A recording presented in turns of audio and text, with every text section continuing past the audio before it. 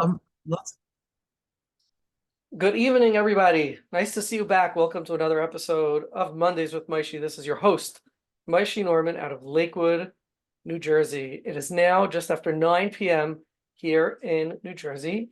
Those of you who are a little bit out west or whatnot have the fortune of it being only 8 o'clock or 7 o'clock. I can see from your eyes that are wider open than mine. So welcome back. And tonight we have the honor of having with us Devorah Wallen from Buffalo, New York. Same time zone, but quite a drive away. So hello, Devorah, and thank you for Hi. agreeing to come on and participate and share of your wealth of knowledge of grounding, regulating our clients, but really ourselves also maybe during the Well, sessions. if we're not regulated, how can we regulate our clients, right? Absolutely, absolutely. And I actually find it to be extremely powerful, for myself when I pull myself together. If I just become mindful for a moment as to how I'm feeling during a session, oftentimes it has to do with the content that the client is sharing, or it has to do with the process that's going on within the client that will change the way, create a shift in how I feel. I might not be so calm and regulated and centered, and other times it has completely nothing to do with that. It might have to do with something that's going on in my personal life. It might have to do with um just having run in a rush from outside. There's so many things that cause me, sometimes I'm just hungry, or the A food lot of hasn't. factors Yeah, involved in there's so many different self variables. and other regulation, That's lots right. of factors. That's right. And just becoming mindful of that and giving myself literally sometimes a millisecond just to allow my body to drop and relax a little bit really makes a tremendous difference in how I connect with the client, and how the work goes therefrom. So certainly when we work with clients who become very highly dysregulated, um, you know, I guess part of what we're gonna discuss tonight is how important it is for them to be regulated, when must they be regulated, versus allowing them to sort of experience whatever the process is that they're experiencing and not meddle and get in the way. There's so much that I want to talk about tonight, plus the actual regulation and grounding skills themselves. So, Rustamora, just give us a little bit of background. Who are you? How did you get so into this? Because I know you've presented at many Nefesh conferences and other places about regulation, regulation, regulation, regulation. So, like, how did this Regulation, all meditation, breathing, meditation? That's engaging. right, Yeah. meditation, breathing. All seems to be one um, genre, of Yes. So tell us a little bit about how this happened. So it's been a process, but it really started when I was a teenager, believe it or not. So let's just say by nature and probably by some nurture, I'm ADD. And I've always had to work on keeping myself regulated, not out of anxiety, out of just like high energy. And as a teenager, I was very wild. Let's just say people in the audience can use their imagination as to what kind of things I did. I was not brought up in a very conservative, literally orthodox home. I was not. So I was free to do all sorts of exciting things. Hmm. Because of that, I was called wild. And my best friend's mom said I needed to learn how to meditate. So as a teenager, she dragged me to the TM Center, Transcendental Meditation Center, which now, later on in my life as an observant Jewess, I acknowledge that it has idolatrous roots and many idolatrous elements to it, but it introduced me to the ability to self-regulate. So since I was a teenager, even though I've got this very high, intense energy, I've known that there's the ability to bring yourself back. And since I know that personally, I want to share that with Mhm. my clients.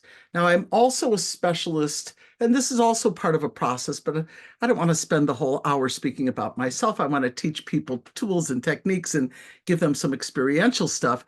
But I have somehow morphed into what's called a perinatal specialist, pre, during, postpartum, to get people ready to get pregnant, because some people are maybe too anxious or depressed or have other medical or mental health issues prior and during. Sometimes things occur during and postpartum. And one of my main tenets is start with the regulation. Because if the person's not regulated, they can't even hear whatever loving, kind guidance. So let's say I'm telling them they need other supports, but they may not be able to hear it. It's like la la la.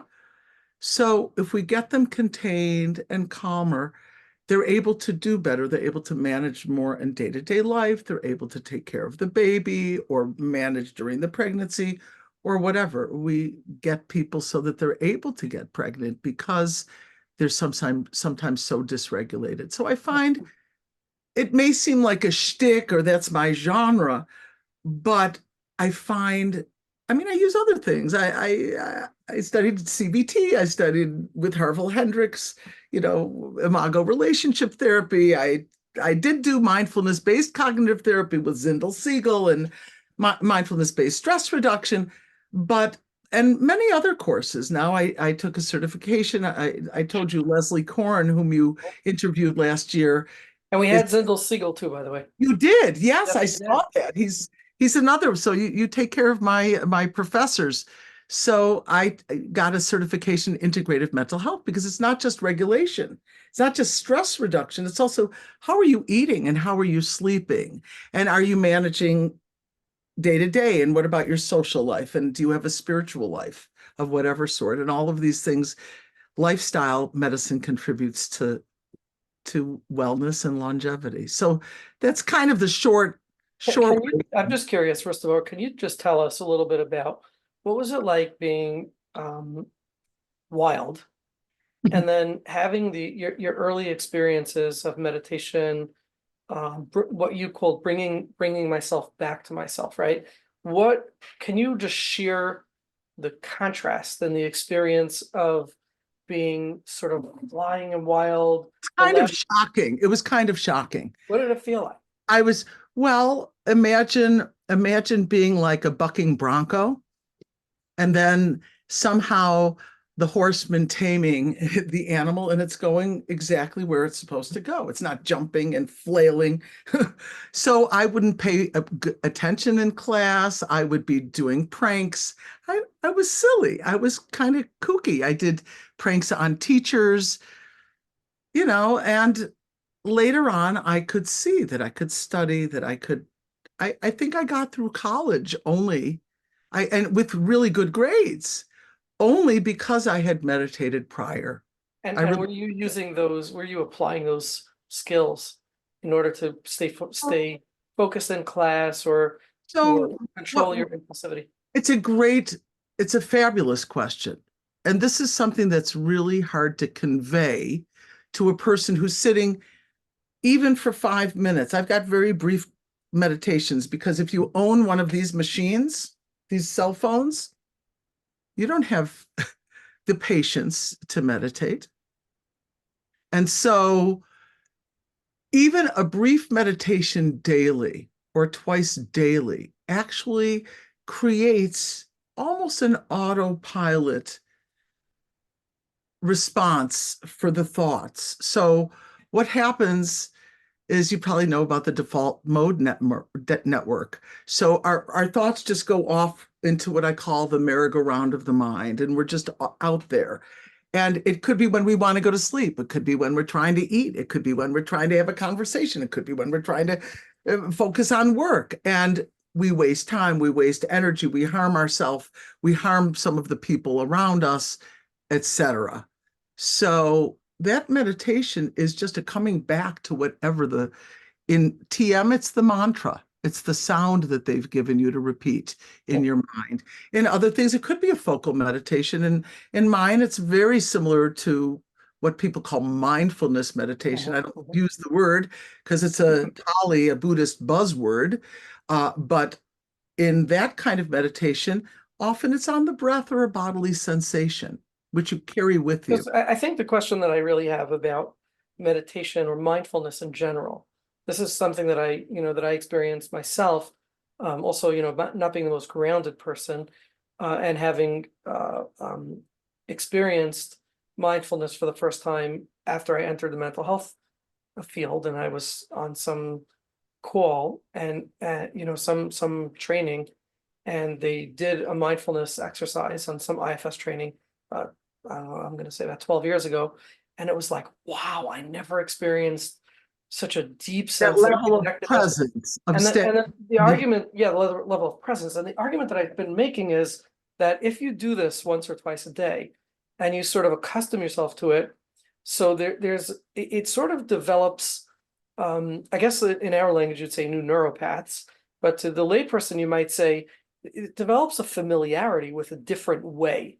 And so if I'm That's exactly correct. That's exactly so what the even without necessarily very deliberately doing a whole mindfulness exercise, I know that when I'm feeling dysregulated or unregulated, I know that there's another way, and I can then just sort of recall that other way, and that will sort of put me at ease. yes, once you've experienced exactly, if you've experienced something, really in certain philosophies, you need to think about things, speak about things, and do behavioral things, right? Thought, speech, and action. And the more repetitions, the more neural path repetitions, those reminders actually make it autopilot, right? So it's like, you know, repeatedly doing something over and over. Do you think about tying your shoe? Do you think about brushing your teeth? It was hard at the very beginning, putting those little bunny ears together and being able to manipulate that. We couldn't do that, or getting the toothbrush and getting the right amount of toothpaste. And now it should be autopilot, showering and basic, self-care. Mhm. So Like because Tesla, like kind of of like repetition, Tesla. You're like Tesla. They'll soon be almost they'll be autopilot. doing our toothbrush for us. Well, we don't want that. I don't want a self-driving car either. So I do have an extensive presentation Yes, that I would I'd like love to. to Yeah, I'd share, love to. because then it Yeah, might obviate some of your questions, good. and then it might open up questions for the rest of the audience, if that's Amazing. Let's possible. jump into the presentation, and I'd like to ask those of you who are here, if you can, to please turn on your videos. We always love to see people. Yeah, Although people some of are you have see. really nice. Some of your profile pictures are okay. Never mind. And you are recording, right? This is all More. recorded. Yes, it Okay, is. well, here we go. All Okay, right. give me one moment to play from the start. So tonight, as we said, we're going to be talking about regulation and grounding. So first, before we get anywhere, we need to know some basic neuroscience. So there's the, let's say, safe person, the safe brain. It's calm, it's content, it's caring, it's creative, it's responsive, it's relaxed, right? And when we're in that state, we respond well. We're in a responsive mode. But the unsafe brain, I use this abbreviation. People say halt, but they're missing the two S's that I added on. Halts: hungry, angry, lonely, tired, sick, and stressed. And when we're in one of those modes, unfortunately, we misbehave. Yeah, and by the way, guys, when they're hungry, well, the other ones will come afterwards. So You know what? It's not just guys. That's very chauvinistic. yeah, but that's what they call it, hangry, right? Yes, exactly. But it's missing the lonely, the tired, the sick, and the stressed. And we misbehave. We're the meanest to our loved ones. I'll share some case examples later if we have time. So you've got to check in with yourself, and there's a technique. And I didn't tell you, but you'll see at the end, I'm giving everybody here a gift pack. And you have at the end, there's a QR code and a bit.ly link to dozens of materials that I'm going to share with you right away. So we go into the fight or flight, freeze, fawn, or flop mode. So usually they call it fight or flight, but we know that we go into other modes that are not active and what I call up. So freezing is stagnation, and fawning is like I'm just going along with it, and flopping is I'm like, I'm not even there. right? And these are protective gifts. But when we're chronically going into those modes, it's unsafe. And so we go up what they call the SUD score when we're dysregulated. I call them ometers. I call them my IDF. That's your army. We'll talk about that a little bit later, but intensity, duration, and frequency of how high you go up on your SUDs. So I'm not going to read the slide and you'll have it, but we know the effects of the stress response. And we know this is a wonderful, famous quote from Viktor Frankl. Between stimulus and response, there's a space. In that space is our power to choose our response. In our response lies our growth and our freedom. And my premise is that as we do some of the things that we're going to learn tonight, whether it's breathing techniques or meditation techniques or various awareness techniques, we slow things down so we have this power to choose our response and there's a greater space. And this is something that I notice with meditating. So a little Jewish and neuroscience concept. So we'll call Jacob, the righteous, the prefrontal cortex, the wise one, and Esav, the amygdala, the emotional one. Oops, sorry. And when Esav is down, Yaakov is up, and vice versa. So when the amygdala is aroused, the prefrontal cortex is unavailable, and vice versa. So in self-regulation, what we need to do is find and expand our watt, our window of tolerance. So here are our IDF, our Army of Protection.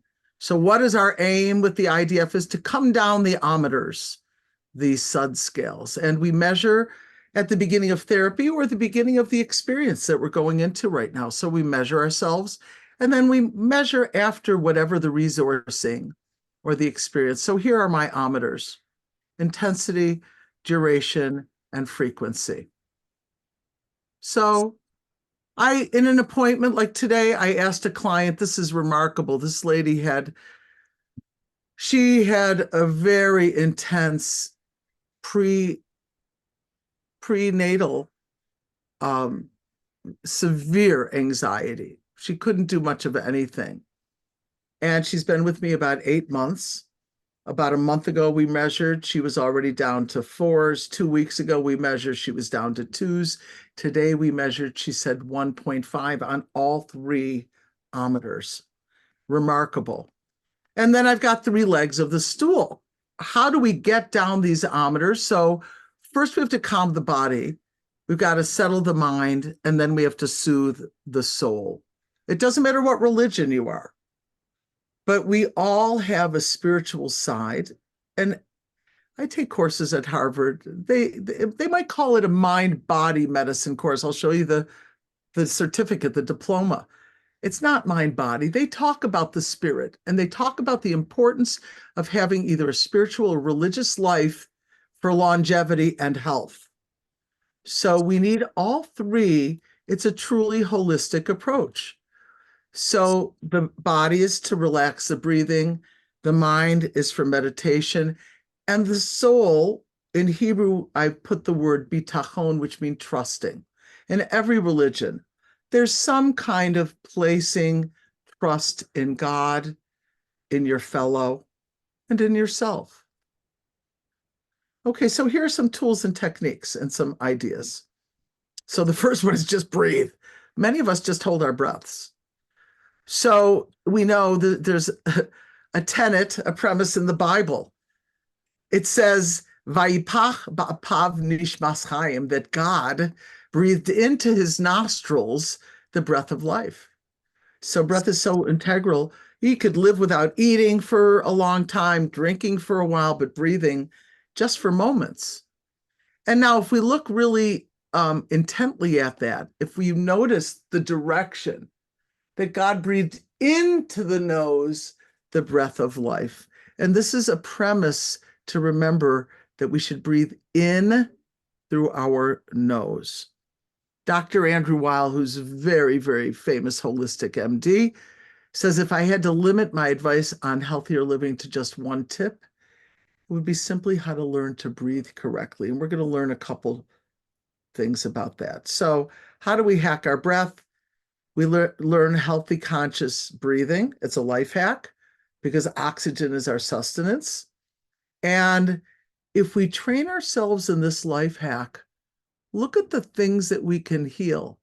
I've had asthmatics. Their doctor says it's not possible, but it was. They don't have asthma anymore because I teach them nasal breathing. It's shocking what you could do with nasal breathing. Anxiety every day. That's like meat and potatoes for me, emotional relief, etc. Even IBS. I've had people with heart issues. They didn't come to me with heart issues. They came to me with family problems, but their blood pressure or their other things have diminished. It's amazing.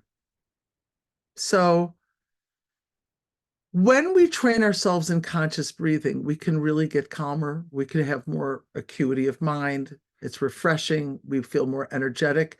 And this is something I wish I knew this premise dozens of years ago.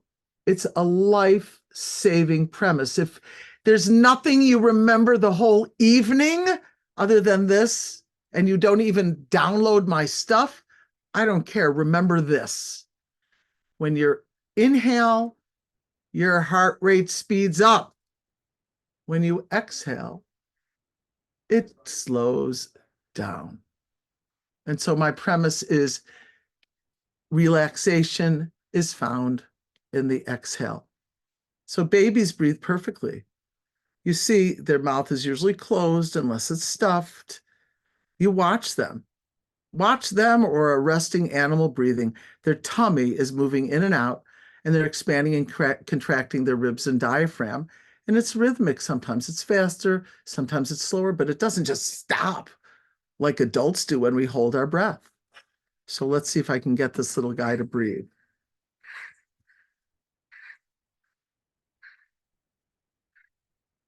See, his mouth is closed. His tummy is going up and down. Evidently, there's a good dream going on. Maybe a little gas, possibly. That's possible also. So this is my basic breathing for beginners, I call it. Close your mouth. I know it's mean. Some of you I've never met before. I'm telling you to close your mouth the first time we're meeting. Breathe through your nose, slow it down, and exhale longer than you inhaled. So I call it BBB, basic breathing for beginners. Close your mouth. It's really 2 steps, and exhale longer. That's it. Okay, and what does that do? Remember the premise that we said back here?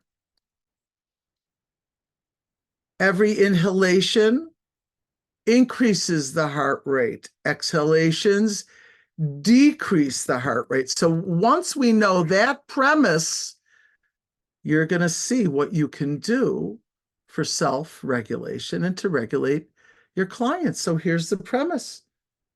Relaxation is found in the exhale. The longer and more relaxed and slow the exhale, the more relaxed the body becomes. The body is only one leg of the stool, and there are many aspects to conscious breathing. So for this, for the BBB and the technique that I'm going to teach you in a moment, and we're all going to do it together, is periodically throughout the day, notice if your mouth is open. It's likely that your mouth is open because you're anxious or you're stressed or you're rushed. There are dozens of benefits. We can't go into all of it, but I have a 5-part breathwork class coming up very soon in May, so I'll let people know about that. So here are some conscious breathing exercises. They're in your gift pack. So the first one's called the breathing contest, which we're going to do. Double out breath. You can imagine what that means. So we're counting approximate seconds. And let's say we breathe in 2, double out breath would be out 4. Remember, the premise is Exhale longer. The breathing contest, which I'm going to teach you in a moment, is exhale longer. Now, square breathing is a type of conscious breathing, but it's really a grounding exercise. No part of it is longer, not the inhale nor the exhale, and there are holds in this. Some people cannot hold their breath. I don't require anybody to do square breathing. What it would be, let's say it's 3 seconds for the square. You breathe in, hold, exhale, hold. And then you do it again. Breathe in 3, hold 3, exhale 3, hold 3. That's square breathing, which is grounding and balancing. It's even. I'm not slowing anything down. I'm not speeding anything up. And if a person's able to hold their breath for those few seconds, that's great. 478. Remember, we mentioned Andrew Weil before. This is his breathing tool that he talks about. 4 in, 7 hold, and 8 out. Look above it is double out breath. That's actually double out breath. In 4 and out 8. That's 7. Like I said, I don't ask my clients to hold their breath. Many of them are very anxious, and that would be very distressing to hold their breath. +2. So let's say a person can't double it. So, but they just add 2 seconds more. So let's say they can breathe in 4. So they can out breathe 6. Maybe they can't go all the way to 8, right? Nostrils only breathing, one nostril breathing, puff sniff contest, the physiological sigh, which I'm going to teach you, and the 3-part breath, which is you breathe in, trying to fill lower, the lowest part of the lungs, which makes the diaphragm push down and expand. Then you're filling up a middle part of the lungs and then the upper part of the lungs. We always want to aim for the lower part of the lungs because they have more alveoli, the areas where the oxygen oxygenates the blood. Devorah, Yes, sometimes a client is so dysregulated that they really have a hard time, let's say, with the exhale. So yes, they'll pant or they have a yes, hard time regulating the breathing. What do you do then? that's right. So the interesting thing is it's based on the same premise, you talking about mindfulness or meditation earlier. The same thing with this is the premise is if we practice it when we don't need it, it'll be better ingrained, more neuroplastically memorized. We'll have access to it more readily, right? And so that person, even if it's hard for that person, it'll be easier for them at that. Mm, okay. However, however, in the moment, so what we might do is another thing. I'm going to mention it later. It might be some kind of self-soothing touch or other soothing touch. And some people can't manage with touch. We need to find the way in. Let's say people who were harmed with touch maybe don't want touch, or someone who, let's say, needs a hug from their parent or their spouse, right? That can really hold them in and ground them. I had a client once. I told the husband, she was so dysregulated. I told the husband, just hold her, just hold her. But she's angry and she's screaming. I said, just keep holding, just keep holding. She'll poop out the energy. So she was banging him on the back and kicking kind of and screaming. And eventually she lost all that energy. And he held her kind of almost at that point limp, like flop. And then she perked back up and then she regained herself. And she thanked him. She realized that that's really all she needed. The trick is finding your way in.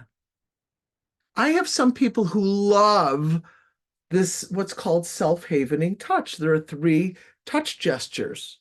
I was going to mention them later, but I'll mention them now. These are things that every mammal mommy does for her baby. So this would be like holding a hand or rubbing a hand, right? Then hugging, right? And then the most powerful is the face. stroking down the face.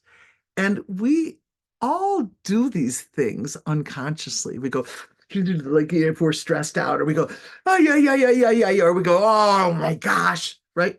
We automatically do these things because someone, hopefully a long time ago, did it to soothe us, to give us support and safety and soothing. So we learn. That's why I don't just teach meditation, and I don't just teach conscious breathing, and I don't just teach havening, and I don't. We need a huge toolkit, and the larger the toolkit, the better we can personalize the person's unique hacks, what they need. Hey, ready? Here's a big question. I think this is a very important question. Sure. I've been interviewing practitioners for almost 4 years, which makes for probably about a couple of Kind of hundred, yeah, amazing. a couple of hundred interviews. And I've heard the gamut of allowing your client to be in the space of the dysregulation that they are in. And especially from the more analytic practitioners who say, your job is to hold your client. So let them go back to dysregulation and let them learn that they can be held there. Okay. So And then, there's the and then idea of titrating it. You don't necessarily want them to get too lost, so this is especially so this toward is the the end question. of the There's appointment. other practitioners who are so busy jumping in. If your client, is dysregulating, they're going to go out of their window of tolerance. And if they're out of their window of tolerance, then it's They worthless. And might hurt you themselves, or got they might. you might re-traumatize. So can you help me with this balance of Yeah. when is it that I want to allow my client to be in the dysregulation so that they can learn relationally that it's okay for It's a them to be there. beautiful question, and I really appreciate it, Moisha. I'll tell you how I operate. My preference, even though I'm out of town and a lot of my people live in other places, I live in the boondocks in a place called Buffalo Williamsville, New York. I sound like I'm a hick out here. I need to see them preferably In because person. I can hear, even if they're not local, right? At least I see them here because I can see the mounting dysregulation or the visible easing and regulation. Additionally, in my sessions, and I don't know how other practitioners work, I don't want to hurt my client. And I certainly don't want them to re-dysregulate toward the end of an appointment. Then I leave them dangling and hanging, and then they go into their family or to their loved ones or to their job. That's not fair. Just like when a person's rushing into the appointment, oh my gosh, I'm still on the road. I'll be home in 5 minutes. I'm like, whom are you rushing for? This is your gift that you're giving yourself. I say, don't rush. You'll be home in 5 minutes. Take another five, go to the bathroom, get a drink, settle yourself down, get yourself comfortable. The whole point of this work that we do, that we have the honor, the merit to do, to help people and warm people and touch people's souls and support them and give them safety. I believe that we need to watch them through a session. I don't believe that we need to make cowboys out of our cowgirls, out of our clients, that they need to lasso themselves back in. I believe we watch and we titrate. And that's why I have these ometers. I measure. I measure my clients if I see something's going on, or they'll tell me a story. Where were you when that happened? Oh, I got myself to an 8. Okay, how long did it take? What was the duration? How long did it take for you to get settled? Wow, you got settled in 5 minutes. Look how far you've come, right? And they see that they're strengthening themselves and their window of tolerance is expanding. I had a person who couldn't do any social activities.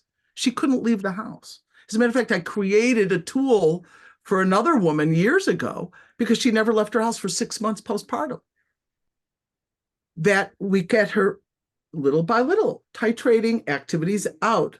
And it's not just meditation, it's socialization. It's maybe a religious activity, or maybe eating out with a friend, or maybe it's an exercise class, little steppings out. These all can enhance regulation. Sleep enhances regulation. Hungry, angry, lonely, tired, sick, or stressed. If we're in those halts modes, So I believe watching and being sensitive. I can't tell you what my window of tolerance to watch a client suffer is. And I can't tell you how long I'll watch her suffer.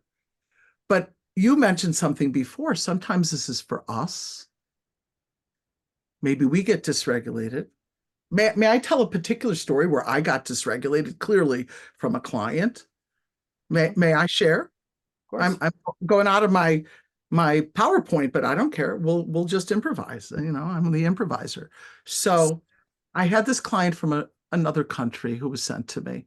She was in a horrible, tragic accident.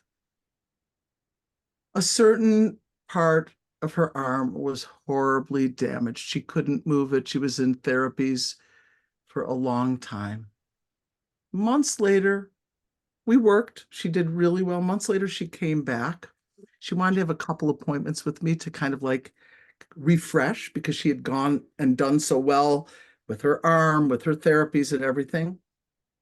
And I chose social work because everybody in my family is either medical or dental. And I'm really uncomfortable with the sight of blood or anything gory or scary like that. Well, because my father was a surgeon. He talked about exciting things at the dinner table, like accidents and stuff. It flipped me out. So I went into social work instead of medicine. Well, this girl says, I have to tell you, I'm so excited. I've got to show you my my scar. Like, like I flipped out, right? How how well she did with this scar. And for her, it was like miraculous. For me, it was like, oh, I'm about to die right here. I'm about to fall into my desk. And I had an immediate panic. I felt myself go right into that freeze and flight mode. I didn't know what to do right then and there. And I said, okay, you know what to do. You need a drink. You need to breathe. You need to self-soothe. I said, excuse me, I'll be right back. I didn't want to tell you freaked me out. I said, excuse me, I'll be right back. I need to get a drink. I didn't say it immediately.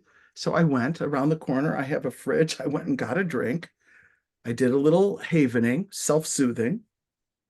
I breathed a little slow breathing, the technique that I was about to teach you guys, my breathing contest. And I came back and I was back. It took me about a minute, but it was so frightening to me. It was, God forbid, like I was in the accident that she was in. It was so traumatizing.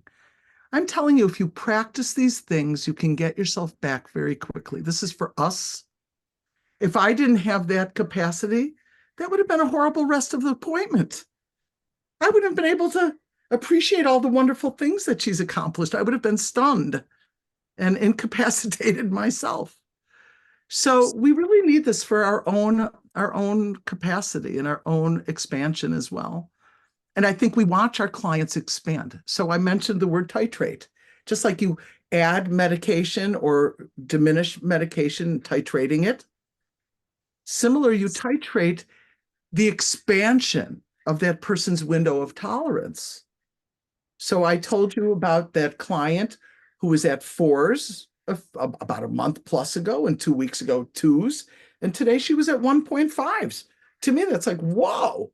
Like she's expanded her window of tolerance and she's doing activities she couldn't do 6 months ago. 6 months ago, I didn't allow her to travel across country. A month ago, she did. She went to a conference and did very well. So you watch the expansion. That is the key. You have to watch, and you're hoping that they're reporting honorably. If they're practicing, you see it. I can tell when a person's practiced the three-legged stool. So shall we get back there? Shall I teach you the Yes. three legs? Okay. Yeah. So oops, I need to get to the screen share. Okay. And we need to get to the current slide there. Okay. Technology actually sometimes works. So this is an expansion of the BBB that I just spoke to you about before our commercial message. So this is the breathing contest, which I ask my clients to do at least once a day. Remember, we need the neuroplastic effect of remembering and practicing. And I say preferably at bedtime. So this is for the body to relax. So you inhale through your nose gently and slowly. Then you exhale through a small pursed mouth hole. Slow your breathing down and start counting your breath cycles. Remember, we mentioned the principle is exhale longer than you inhale, and keep track to enhance your score tomorrow. The counting, when I'm counting in my head, 1, 2, 3, I'm distracting myself. I can't think about the worries of tomorrow and the problems with carpools and appointments and, when this and when that. So it's multifunctional. It slows my breathing down. It relaxes me before bedtime. I distract myself through the counting, and I'm stretching myself so that maybe tomorrow I can do better. So let's say tonight I can do 3 in and 6 seconds out. I try tomorrow 3 and 7, because we're always aiming to exhale longer than we exhale. And so maybe I can do that. Do I try 3 and 8? I can't do it, but maybe if I inhale a little longer, I do 4. And now I can do 4 and 8. There's the double out breath. We'll try this in a moment. Then we mentioned square breathing. This is an isometric breathing exercise. So there's the inhalation, the hold, the exhale, and the hold. All the breath lengths are equal. We mentioned 3 square breathing would be breathing in for 3, holding for 3, exhaling for 3, holding for 3, and that would be repeated.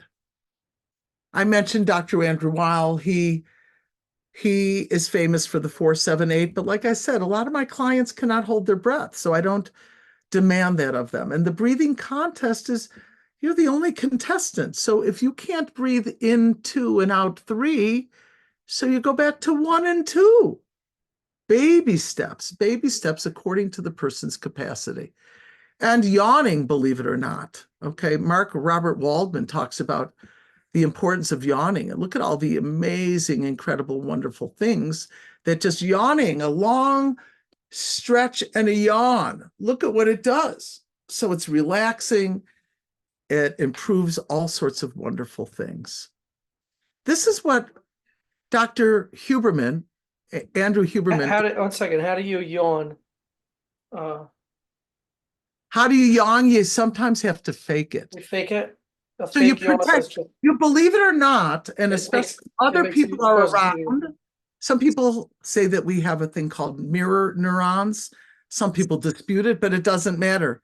There's an expression in Solomon's wisdom, Kamayim panim el panim, kain leva adam el adam, just like the face reflects, water reflects face to face, so does the heart of another person.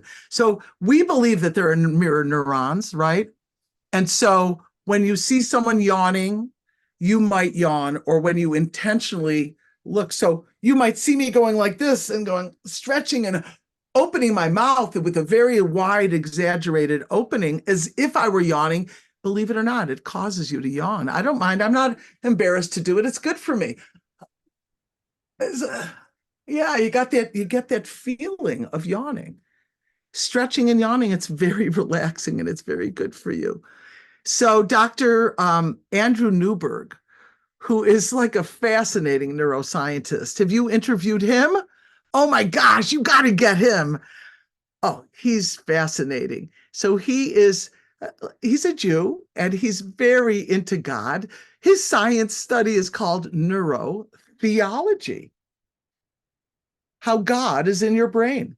And he's got one book that's called Why God Won't Go Away. Oh, well, too bad. You got God in the brain. And another book is called How Enlightenment Changes the Brain. And another book that's called, I forget them all, but he's a neurotheologist. So he's explaining how God is in the brain. And the bona fide religions that you and I know, the major religions that you and I know that have, let's say, positive psychology tenets, right? Like loving kindness, like compassion, right? Those religions are good for your brain, according to Dr. Newberg. But the ones that are into hellfire and brimstone and killing and murder and all of that stuff, very dangerous for the brain. And it actually makes the brain sicker and sicker, as we can see in the crazy world in which we live. Okay, we won't go further. We won't make this into a political discussion. It will keep it neuroscience. So now I got to share again. Now, this is a fascinating thing. The physiological sigh. What an amazing concept. Let me get this large. Okay. Now, when you sigh, you'll notice, and we don't do it all the time. Some people do. That's not a good sign. If they sigh all the time, they're not breathing enough. They're not breathing properly. They don't use conscious breathing, using the inhalation through the nose. But this is a fascinating thing. So by doing a double inhale, so you're inhaling and then you take another one and then you exhale long. It stimulates the vagus nerve and then it shifts us to a parasympathetic mode, the relaxation state. So why do we sigh? You got to wonder why these things were built in, right? The fight or flight mode, it's a safety, because if there was something dangerous, we would have to run. But the doorbell ringing or the phone ringing is not something dangerous, and we chronically excite our system unnecessarily. Here, what they're doing is they're taking a natural phenomenon called the sigh. When we sigh, we go, ah, or something like that. But there's always an extra a little quick snort, a little quick breath in. There's a little pause and then a quick one and then a long exhale. So if you do this intentionally, it's very relaxing. Now, one of the reasons why I learned that I wasn't supposed to do the transcendental meditation that I was doing as a crazy kid, if you were here at the beginning, was because it was problematic and idolatrous. So the Lubavitcher Rebbe spoke around the time that I was doing that TM, that you could attain tranquility, not necessarily by leaving the area that you live, but through your mind. And he called meditation like medication, and used an expression in Yiddish, zu beruhigen die Nerven, it calms the nerves. And we know with meditation on fMRI studies, we see that there's a thickening of the prefrontal cortex. This is our intentional and intelligent area. I'm not going to read this, but take a little scan and you've got it in your gift pack. All the wonderful things that meditation helps. It helped me. I don't think I'd be able to do what I do and be able to accomplish what I accomplish if I were just ADD without ever having meditated. So Dr. Herbert Benson created this concept responding to the stress response that we spoke about, called the relaxation response. And he says it fights against the fight or flight response. It's the opposite of it. And the ideas of Dr. Benson exactly fit what the Rebbe said. So what does he say you need? You need a quiet place, something to focus on, a kind of relaxed attitude, not like, oh, I gotta meditate, in a comfortable position. So every time we practice, this is what Moshe and I were talking about before, the more you practice, the more neural connections you're making it. And the more you do that, you can heal problems, you can learn, you can alter existing issues, etc. So what you focus on grows. You focus on meditation and relaxation and focus, and you'll see. Okay? So repetition is required. Sorry, you got to do it daily. Okay, we got to live in the now. the key to time management is to see the value in every moment. So this is the meditative motion. Oops, sorry, guys. This is the meditative motion of the mind. So your thought goes out to sea and you have to reel it back in, right? When the mind wanders, you practice bringing it back. And I'm going to actually do my beginner's meditation on the breath that responds to the Lubavitcher Rebbe's request. Here's my short hack of a meditation. Let's say you don't have a recording device or a playing device. Let's say you don't have a place to sit.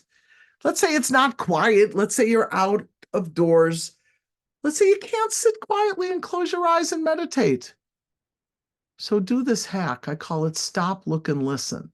Just remember those 3 words. So stop, whatever you're doing. I say at various times of the day so that you're meditating at least a few minutes every day. So stop whatever you're doing. Maybe set an alarm, designate a time, do it intermittently, and then look inside. What's going on? When I stopped right now, I was running to my car to run to the next thing. So look inside. Where are you running? Are you tense? Is it intense? What's going on? Are you relaxed? Are you rushing? Is your heart beating? Are you hungry? What's going on? Okay. Right then and there, don't keep going. You're still stopped. You're stopped and you're looking inside. And then you listen. What's going on? What is my body telling me? What is my mind telling me? What does my soul need? If you feel well, savor that. Enjoy. Oh my gosh, no aches, no pains. I feel good. Oh, savor it. Stay with it. Enjoy how you feel. If you don't feel good, attend to it. So if you're hungry, angry, lonely, figure that out. I sometimes tell people, don't rush to the appointment. I know you just came from school. You've been teaching all day. Go to the bathroom, go get a snack, come, let me know when you're coming on and I'll be there. So this is another mindful awareness technique, like a meditation that's brief, that doesn't require an audio or a book or a worksheet or anything. I call it track it back. So have a mindful appreciation for something. Maybe you wouldn't think about it, like this cup of coffee, where did it come from? So then you go back in the history of this cup of coffee. Oh, there was the store, the distributor, the factory, the ingredients, the beans, another climate. What about the milk and the sweetener? Track them all the way back. And then a day-to-day mindful awareness. Can you stay present with anything? With anything for a moment. I'm not telling you to sit with your eyes closed and focus on a sound or a sensation. Can you stick with anything for a moment? So notice, pay attention when you're eating, when you're brushing your teeth, when you're washing dishes, when you're showering, when you're driving. I do a mindful driving. I sit before I do anything, before I even turn on the car, because I'm always running. And I look in the mirrors. I make sure the mirrors are adjusted. I make sure that the windshield is clear, etc. So what might you do? So for mindful eating, you'd eat slower. You wouldn't rush. Maybe preferably while you're seated. Make sure that you're tasting different things. Engage all of your senses. I'm smelling, I'm tasting, I'm feeling, noticing the texture, right? Take your time for each step of the eating. So if you know about the somatic techniques and all of the wonderful, somatic experiencing and all of the wonderful tools that they teach, so you might know this butterfly hug. So you take a deep breath and exhale, and then breathing slowly and regularly. So that regular breathing is important because we hold our breath. So you can close your eyes and cross your arms and tap your shoulders. If you want, you can interlock your thumbs and just tap. And if you want, you could say something positive like, I got through today and I'm successful, or I'm feeling strong. More and more, I'm feeling confident that I'm going to get through this job. So that's the butterfly hug. And sometimes I ask my clients to set up a grounding kit, especially those moms that have perinatal stuff, when they finally are able to go out and explore in the world again after they've had a serious bout. So I tell them to take a grounding kit, and it could be in a bag or a box. A Ziploc is fine. So you take 5 items, something that you can touch, taste, smell, listen to, and see, and keep it handy. So for a perinatal person, it'll be in her diaper bag, right? For a working woman, maybe it's in the console of the car or at at their desk. Maybe they've got one at home and one at work, right? And so, for instance, a sample kit would be a soft piece of velvet, a favorite flavored candy, aroma on a cotton in a little Ziploc, something relaxing, a piece of music on the MP3, and maybe a photo of the family or of a loved one. And you spend 30 seconds to a minute to savor each sense. If it's going to be something that lasts long, like a flavored wrapped candy, a sucking candy, so I would do that at the end and just try to savor it and continue to savor. This is a famous grounding technique when you feel panicky in that moment. So immediately, if you start feeling dissociated, you don't feel part of your body, you feel disconnected. So go to your senses. What's fascinating about the senses versus thinking, the senses are here and now. What I'm feeling now, I'm feeling now. If I'm tasting that candy, it's in the here and now. So identify 5 things. I see a picture, I see a photograph, I see some furniture, I see, right? And then 4 things you feel, 3 things you hear, smell, and taste. Peter Levine again with Essie. So he says, take a big yawn and stretch and growl. Did you need to growl? Did you need to stretch? No, but just do it because it's good for you. And then put your right arm under your left armpit and your left arm over the shoulder and give yourself a settling hug and just kind of relax and feel like you're being held and you're held together and contained, which feels really good. But start with that big yawn and then go into your container. He's got a lot of wonderful ideas. I'm not going to go through all of these. This is a fun one. Take a deep breath and sing Voo at your lowest tone. Yeah, he did this one on our show. Yeah, he did it. And then I had mentioned the self-soothing, the havening gestures, right? These are those mammalian gestures that every mommy does to her baby, and you even see like cats will go up to the owner and rub their face. This is the most potent one of the 3. I have ADD little children. I tell them, put your hands in the desk. We'll tell the teacher that this is how you self-soothe, right? It's a beautiful, wonderful experience. This is a wonderful book if you want to learn about havening touch, how it affects the brain waves and brings delta and theta waves down, right? This book is called Healing in Your Hands. You literally have the healing in your hands. So I love this quote. Now we're on to the 3rd leg of the stool. So we talked about the body, which was the slow breathing. The mind, we're reeling it back through meditation and those moment-to-moment presence exercises. And now the anxious person is worried. So as we mentioned, when we have a spiritual life, we start trusting. We trust in God or the universe or energy or whatever our association is. So the Rebbe says, is God really in need of your worry? Or will he succeed in finding good solutions even without your worrying? So are we helping God accomplish anything? So some people will study this book. It's very famous, called the Shar HaBitachon, the Gate of Trust. I send my clients who happen to be of this type of religious practice this book called In Good Hands. This is 100 letters of the Rebbe to different people who were worried about things, about bitachon. And then So let's say a person's in a very distressing situation. Sometimes you just simply need to distract. So, Moisha, you asked a really good question before. This is really important. You asked, how much do we take them through something, right? Do we let them experience the whole? And yes, part of that's important. We know that animals in the wild, right, they shake themselves off and then they can go back to the water hole, right? They can go back to their family.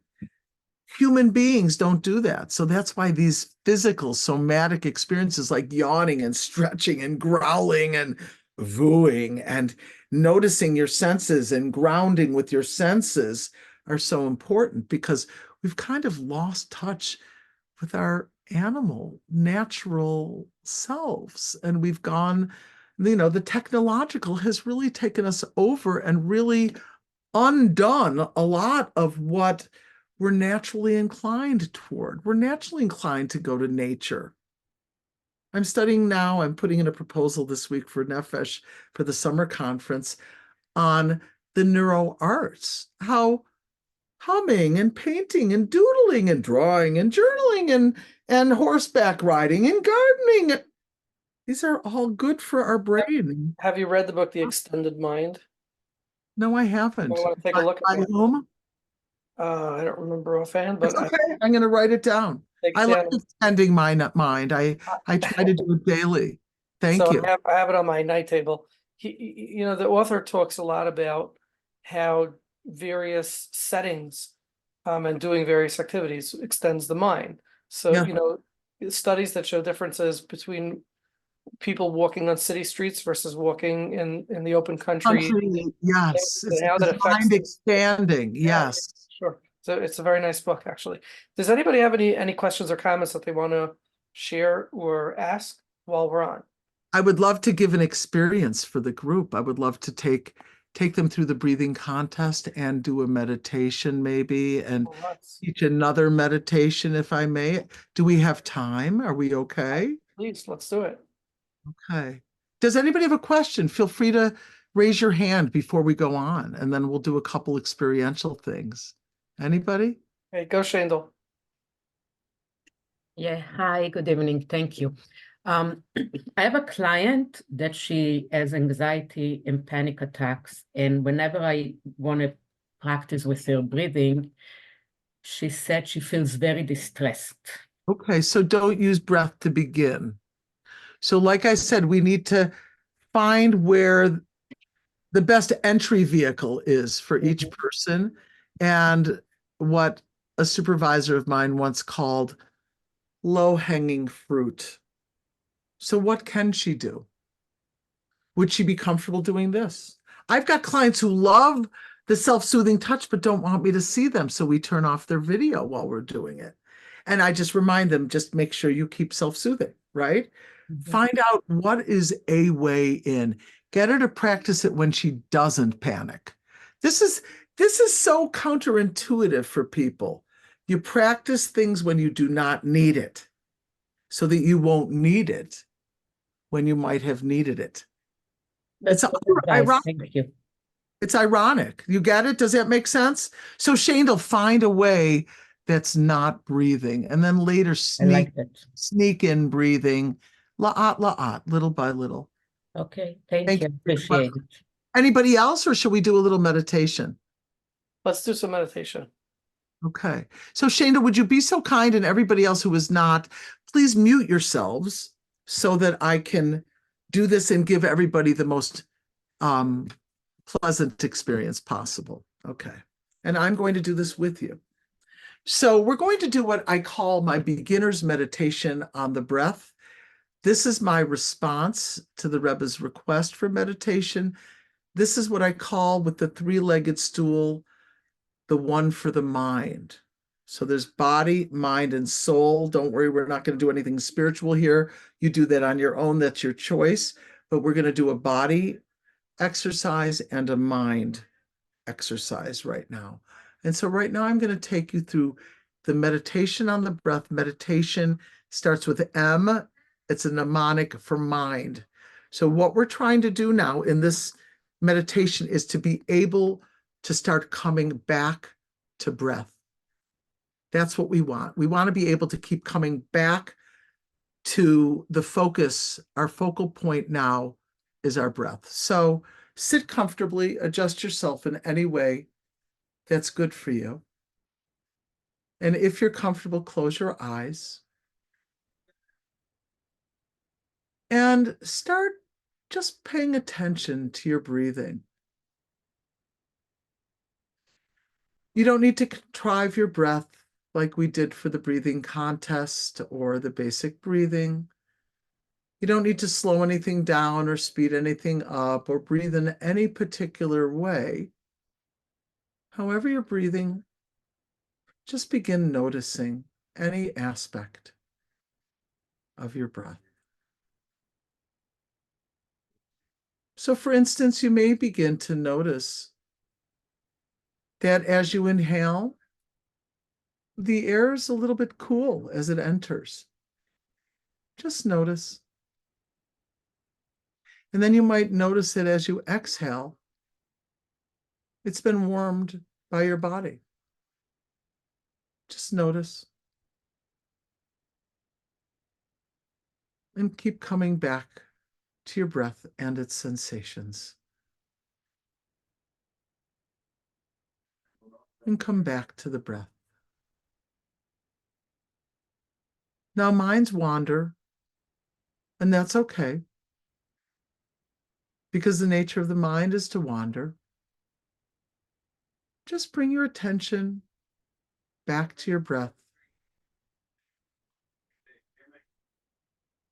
and come back to your breathing and its sensations. As we said, your mind will wander, and that's okay, because the nature of the mind is to think thoughts. Once you're aware you're thinking extraneous thoughts unrelated to your breath, gently and non-judgmentally return your attention back to your breathing and come back to your breath.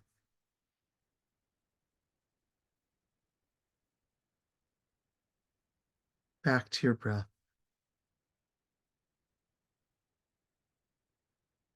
Thoughts can easily be dismissed as if they were clouds just passing in the sky. Let them go. Or like a leaf floating down the stream, let it go. And come back to your breath.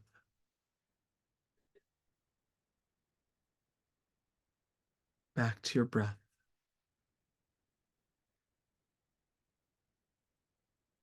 In the interest of time, we'll abbreviate this, but commend yourself for taking these moments. And when I count to 3, we can open our eyes. 1, 2, 3. Hello. Welcome back, y'all. That was great. Thank you. Thank you. I really felt it. Any comments? Any questions about that? Feel free. Let's I mean, I can sense process it I can briefly. sense a change. I can sense myself much more relaxed. I guess this feels like a simple word, but that's really what it is. I feel my breathing more consistent. It's cleaner and neater, and I my facial muscles relaxing. Yes, and at night, it's interesting. So going back to the concept of the three-legged stool, okay, Shandel, thanks a lot. Going back to the three-legged stool, you might ask, well, when do you recommend we do these things? So I am a little bit specific, but you do it however you want, because you need to hack it, right? If you can't do it my way, do something about it. But this is what I recommend. I got to get a graphic. I'll have to ask my graphic artist for this. I call it a cashew. You know how a cashew is a little bit thicker on top And as it curves, it's a little bit more narrow. So I say you do your spiritual, your bitachon before bedtime. It could be after dinner, during dinner, right before bed. Some of my clients read a letter to their spouse in bed. That I call a calm balm for the soul. It's soothing. It prepares you for bedtime. The second thing you do is after pajamas and toothbrushing and supplements, and I do more than that. I've got my lavender diffusing and my orange glasses because I told you guys I'm ADD and I gotta do a lot of settling, right? God pre-caffeinated me. You know, people ask me, what kind of coffee do you drink? Ever go to Starbucks? No, never. It gives a new meaning to decaf. Yeah. Maybe Yeah. decaf has to like suck out the caffeine from you. Exactly. I was pre-caffeinated, so I got to be gentle. So after all of your evening preparation for bed, when you're done with everything, in our religion and our tradition, we say a prayer called the Shema, the watchword of our faith. We talk about the unity of God. After all of that, the last thing we do is the breathing contest. We breathe in through the nose. And I'm going to do this with you right now and count out how many seconds. Remember, we said you're going to count approximate seconds. Here's our metronome. Okay. And start doing the contest and get yourself to a repeated pattern. See if you can't get 3 and 5 or 3 and 6, 3 and 6, 3 and 6. Oh, I got my pattern for tonight. Maybe tonight in bed, maybe I can do 4 and 6, 4 and 7, right? And what you're trying to do is extend the exhale. Let's try that. Let's do a little in vivo of the breathing contest. So the breathing contest would be the last thing you do before bed. So for the cashew, it's heavier on top. When you wake up in the morning, if you don't have a little nursing baby waking you up, gentlemen, I don't think you do, do the meditation right away. So if you need to go to the bathroom, wash your hands or whatever you need to do, come right back to bed and do it right then and there. I call that a beditation. You've done it. You've done it. So if later you want to grab another one, you're doubling up. That's neuroplastic. If you want to do some stop, look, and listens or savoring your food or whatever you're experiencing. So you've doubled up on your meditation. So do the cashew, and it's all, everybody goes to bed, I hope. I had a problem. I wasn't going to bed. Now I'm learning I gotta. So do the cashew. Bitachon, or your spiritual trust practice. Then the breathing contest right before you fall asleep. And then when you wake up, the meditation. So let's do a little breathing contest.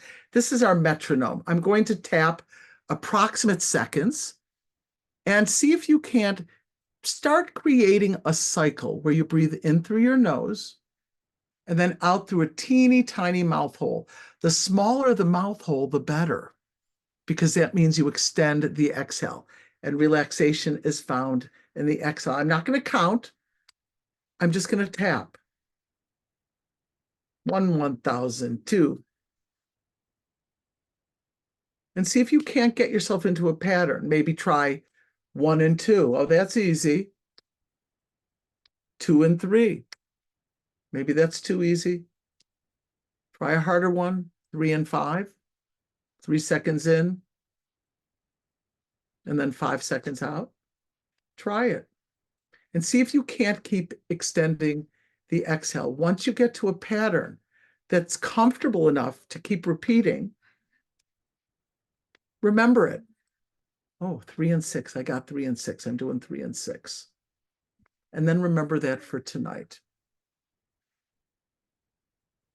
Okay. Did anybody find a pattern that he or she was able to get? That's like counting sheep. That's going to put you to sleep simply because you're counting sheep. Well, so remember I said it's multifaceted.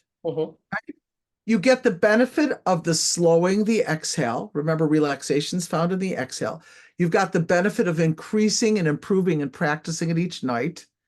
The counting monitors the improvements, and the counting distracts your mind from needing to think about worrisome thoughts.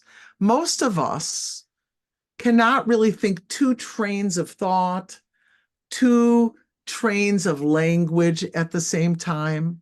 I know there are probably famous people in history like Maimonides, like the Arizal. I understand that when he would go to sleep, somebody would be studying the mystical, the Kabbalistic on one side, and then the halachic, the legalistic on the other side, putting him to sleep with those things. But most of us cannot do two strains of language at the same time.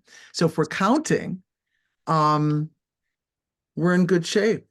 Yeah. Any questions? Any comments about those?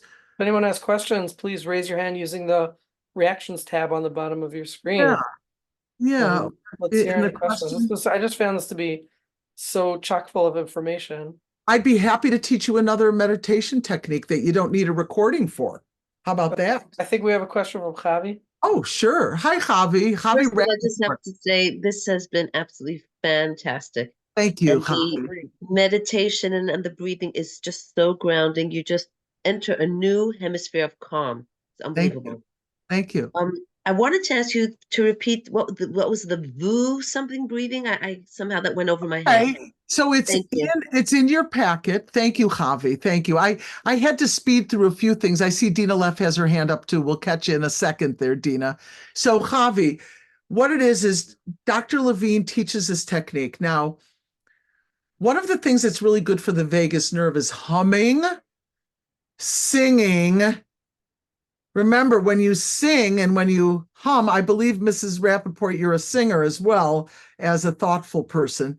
So exhaling with sound is good for the vagus nerve. The lower the pitch, so that becomes vibratory. So if you can go like this, gentlemen, I don't think this is considered a woman's voice. In singing, we call this chest voice, right? So it would be something like,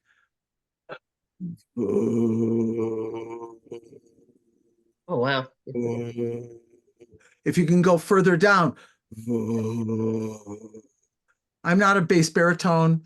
And once upon a time I was an alto, and I'm not permitted to sing higher than that this evening for various reasons. But you get what I'm saying. So it's vibratory, and it actually impacts the vagus nerve, which is good for relaxation.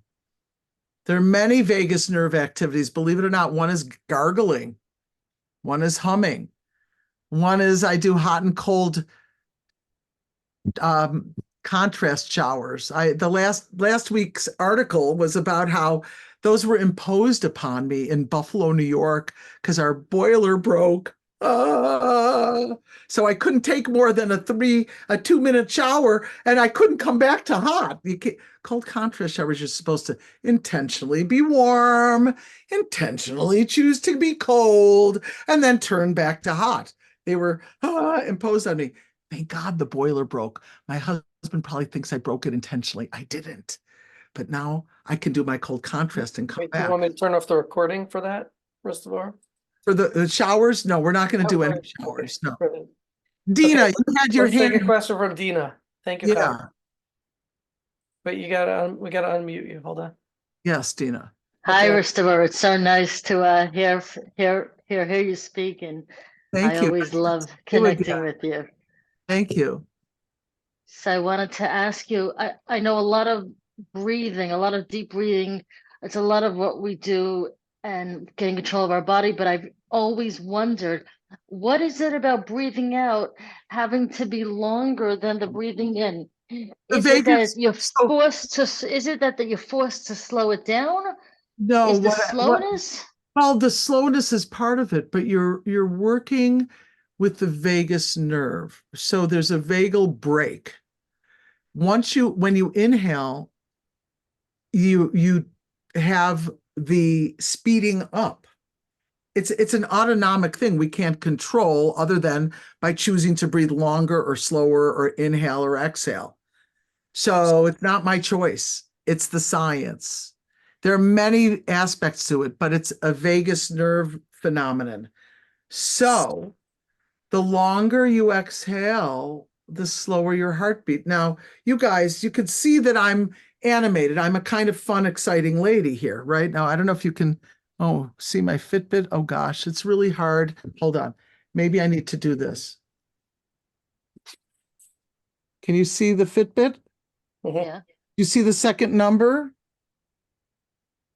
So I'm sorry, I only got my 5,000 steps today. But did you see the second number? Did anybody see the second number? 67 or 66. That's my current heartbeat. For most people my age and certainly my weight, that would be considered very low resting heartbeat. Resting is between 60 and 100. And I would say in your energy also. How did this happen? Because of the practice of the slow, relaxed exhale. My doctor can't believe that I have a slow pulse. She can't believe that I have low blood pressure. And I'm a big woman. I'm still overweight. I did lose a lot of weight, but never enough. Never enough. So it's not necessarily about being forced to be slower. It's simply the very act of exhaling. The very act of, but that means the more of the exhale, so that means longer. The more of the exhale, the more you're releasing the brake, the vagal brake. Okay. It's a fascinating thing. There's neurology, physiology. There's so many phenomena related with breathing. One thing we did not talk about is what is deep breathing? You know, people talk about deep breathing like as if we knew what we were talking about. Deep does not mean that's like the most dangerous way to breathe in the world. We said we breathe in through the nostrils optimally, right? And the breathing deep is down. We want down here. I don't know. I mean, I'm not trying to show off or anything, but we want down here to expand, not up here. You don't want to breathe up in the chest. Why? Because if you look at a picture of the lungs, a diagram of the lungs, they're kind of like triangles. They're like triangles, and they start with a small part up on top, and they get larger on the bottom. That's where all that rich alveoli are, where you can oxygenate the blood. So if the oxygen just stays up here in these small parts, it's a shallow breath. That's not deep breathing. People think it's deep breathing to go, it's not. That's shallow breathing. So we've misunderstood what that is. The best way I would say is to practice by squeezing in your rib cage, right? Squeeze in and breathe in through your nose. And see if you can't feel your rib cage going out, not your chest. You shouldn't see this going up and down. Remember seeing that little baby? Babies know how to do it. Until we're like 8 years old, we breathe fine. Until we see mommy tucking in her tummy because she doesn't fit in her dress and daddy pushing out his chest. So we've now become immobilized. Our breathing is no longer relaxed. And we're not available to breathe relaxedly. That's why some people hold their breath. And that's why I don't teach breath holding for most of my anxious clients. They're doing it on their own. Thank you. Thank you very much. Let's see what's in the chat here. Does anyone else have any particular questions or comments before we close up for the night? Welcome. Let me show you the last page, which will give you all of the info for your gift pack. Yes. Do you want to send it out to me and I'll send it to the group? Absolutely. But Great, send it to me and I'll send it to the group. If anybody wants, I will leave it right here temporarily. And if you want, you're welcome to take a look and grab it. You can shoot the screen if you want. You could screen shoot. You could scan the QR. You could write down the https:// bit.ly/self-regulation gift pack. And there's my contact info. If you want to screen shoot the whole page, you're welcome to contact me. I bless you. My website is called Torah Therapeutics, about the first H in Torah. Go there. I've got a lot of blogs on these kind of stuff as well. Am I not mistaken, but do you also have meditations that you? I sure do. Many. You have And meditation. in your gift pack, I'm giving you the beginner's meditation, which I taught you. And I have another one that I believe is in there as well. So thank you very much, everybody. Well, thank you, Devorah Wallen from Buffalo, New York, for this very Thank you for the honor. Thank you, everybody who joined us, and hopefully we'll see you